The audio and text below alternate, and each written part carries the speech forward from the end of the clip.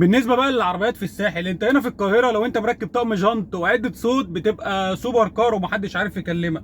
فانا نصيحتي ليك لو انت عربيتك موديل اقل من 2021 ما تطلعش بقى الساحل، لان انت هتوصل هناك بقى تيجي عند البوابات يقول لك لا يا باشا معلش احنا اسفين، مالكش دخول. ازاي يا عم؟ ده انا حاجز جوه، ده انا دافع، ده انا اروح فيكوا في ده. يقول لك لا لا مفيش دخول. هو شايفك بقى انت راجل كحيان راكب فيرنا ومعاك واحد صاحبك ورا معاه BYD، فهيدخلكوا فين؟ انتوا جوه كميه العربيات البي ام والمرسيدس لو بتتوزع على البوابات ببلاش مش هتبقى بكميه العربيات المرسيدس والبي ام دي. ده غير موضوع النمر بقى.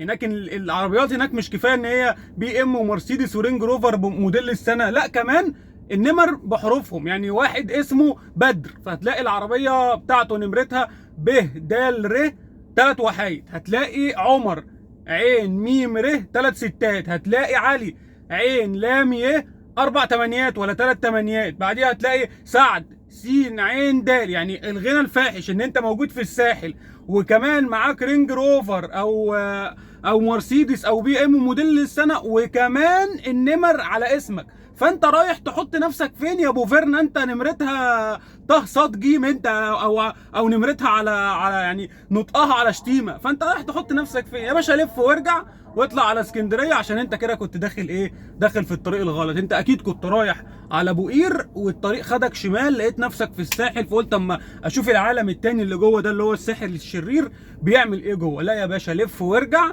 بفرنتك والواد اللي وراك اللي معاه BYD صيني ده، خدوا بعضكم واطلعوا على راس البر او جمصه او بلطيم او اسكندريه وقضوا لكم اسبوع كده من الجمعه للجمعه باشا وارجعوا. لكن تحطوا نفسكم وسط الناس اللي نمر عربياتها على اساميها ده ما يصحش.